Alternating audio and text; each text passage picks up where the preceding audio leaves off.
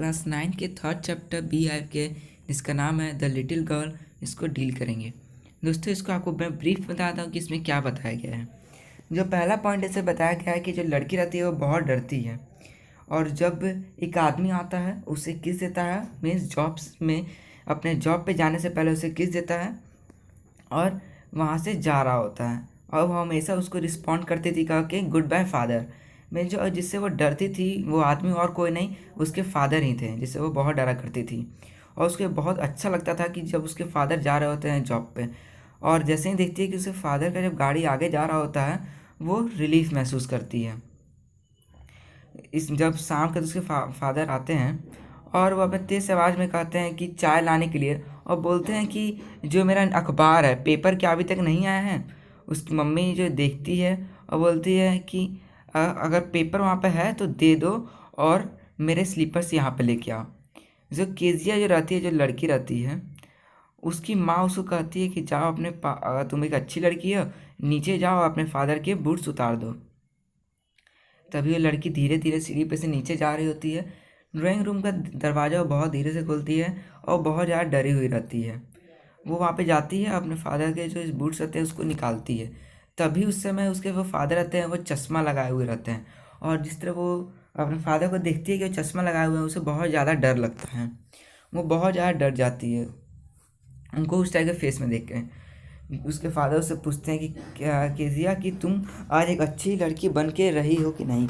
तो वो डरते हुए बोलती है आई डोंट नो फादर। वो हकलाते हुए बात बताती है क्योंकि वो बहुत ज़्यादा उस समय डरी हुई रहती है।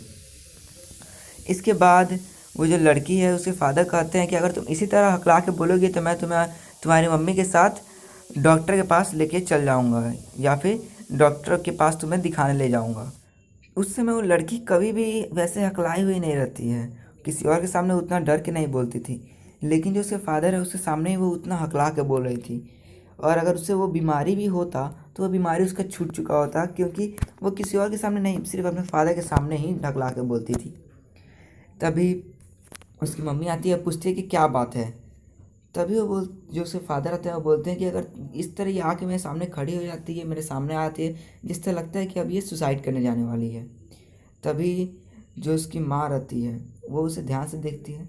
साथ में जो केजिया जो लड़की रहती है वो अपने जब फादर के हैंड्स को, हाथों को, गर्दन को, सिर को देख रही होती है तो उसको लगता है कि कितना बड़ा हाथ है, गर्दन है, मुंह है इसका। वो उनको एकदम जाइंट की तरह लगती है, डर लगता है उसको देखकर। वो लगती है कि कितना ये जाइंट है। तभी वो ये लड़की रहती है, एक बार संडे के वक्त जो उनकी ग्रैंड मदर आती है वो उसको नीचे भेजती है लड़की को कि जा अपने मदर फादर से बात करो। तभी वो जाकर जब नीचे देखती है तो जो उसके फादर रहते हैं वो अपने मुंह पे रुमाल रख के सोए हुए रहते हैं, और जो उसकी मम्मी रहती है वो हमेशा की तरह किताब पढ़ रही होती है। जो उस समय जो लड़की रहती है अपने फादर को उस तरह बैठ के देखती रह रही होती है। तो जब उसके फादर उठते हैं तो वो उससे पूछते हैं टाइम के लिए, और साथ में बोलते हैं कि तुम मुझे इस तरह मत देखा करो, क्योंकि जिस तरह तुम इस तरह देखती हो लगता है कि कोई उल्लू मुझे देख रहा हो। तभी एक दिन जो ग्रैंड मदर आती है वो बताती है उस लड़की को कि जो इसका अगला आने वाला सप्ताह है वो सप्ताह में तुम्हारे मतलब उस सप्ताह में उस लड़की के फादर का बर्थडे है, और बोलती है कि तुम उन्हें कोई गिफ्ट दो, जैसे कि कुशन मीन्स तकिया, उनको एक गिफ्ट दो। जो वो लड़की रहती है वो बहुत मेहनत से सिलाई करती है कपड़े को, कॉटन के, और उसको 3 तरफ से सिल देती है, और वो ढूंढती है कि उसके अंदर क्या भरा जाए। जब वो नीचे जा रही होती है उसे पेपर दिखता है, जो पेपर देखती है और उसे छोटे छोटे टुकड़ों में काट के उसको भर देती है तकिया के अंदर। जब उसके फादर रात को आ रहे होते हैं तो बहुत गुस्सा में पूछते हैं कि पेपर्स कहाँ गए।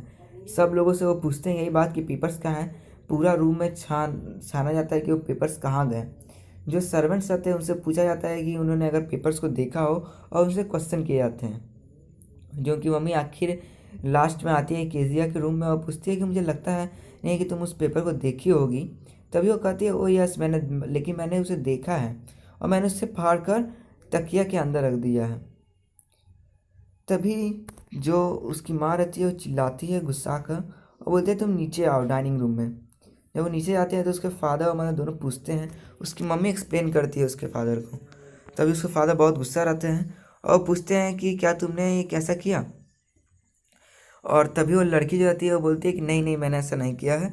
उसकी मम्मी ऊपर जाती है और जाके उसके रूम को देखती है, छानती है उसके रूम को, अंदर तकिया को उसको देखती है। वो जो लड़की बहुत रो रही होती है, लेकिन उसके फादर जो हैं वो एक रूलर लेके आते हैं और कहते हैं कि अगर तुम इस बार मैं पनिश नहीं करूँगा तो तुम ये गलती दोबारा भी कर सकती हो, इसलिए वो उसको पनिश करते हैं।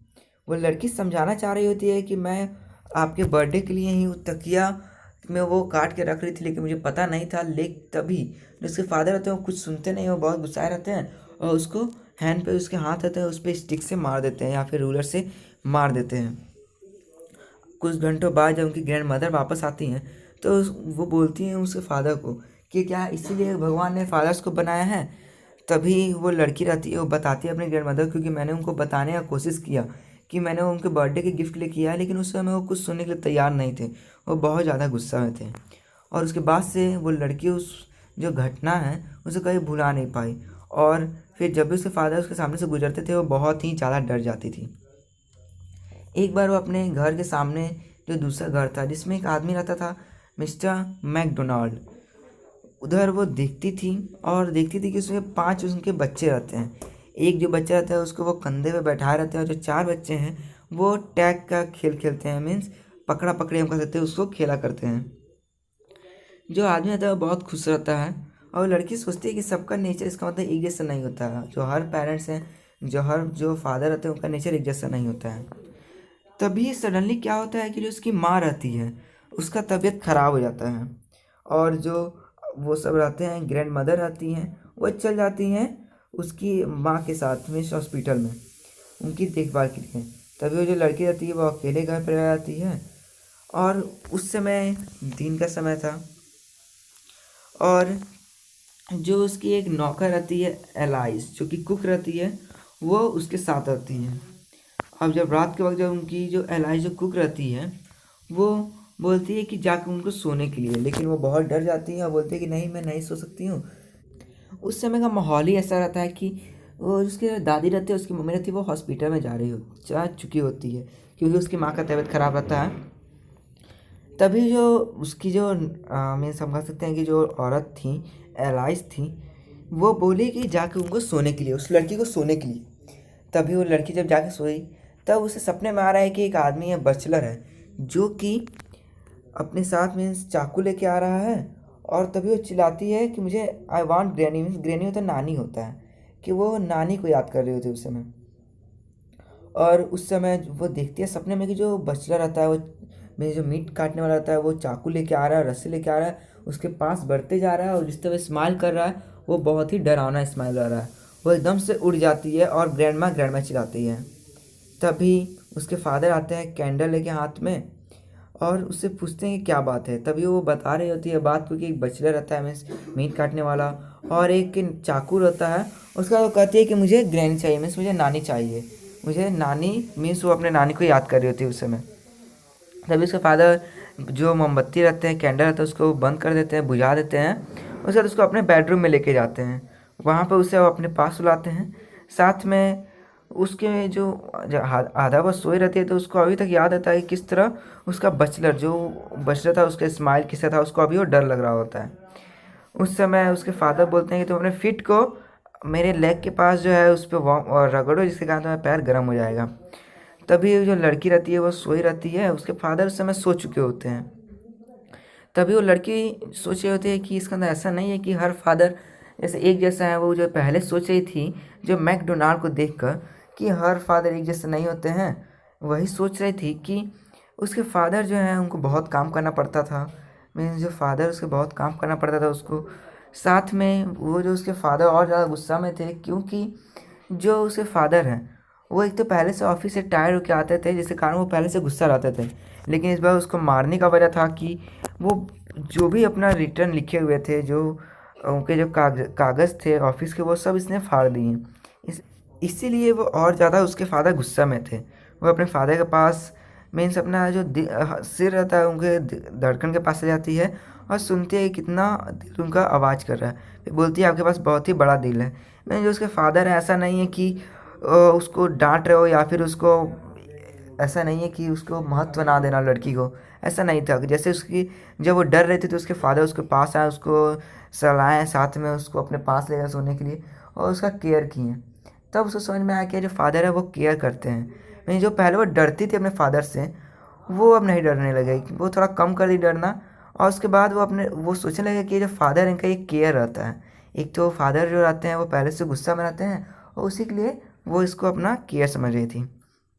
दोस्तों इस चैप्टर में सिर्फ इतना ही बताया गया है कि जो फादर रहते हैं वो जो उनका रूडनेस रहता है वो ऐसा नहीं है कि अगर वो रूड है तो हमसे प्यार नहीं करते हैं। इसका मतलब ऐसा कुछ नहीं है। ऐसा होता है कि वो बहुत ज़्यादा अगर टेंशन में रहते हैं, गुस्सा रहते हैं, तब ऐसा होता है। इसलिए वो बताएं कि हाँ फादर जो है उनके दिल में भी प्यार रहता है और उनका कोई वजह रहता है हमें डांटने के लिए, हमें सुधारने के लिए किसी कारण से। इसलिए दोस्तों ये जो चैप्टर है ये समाप्त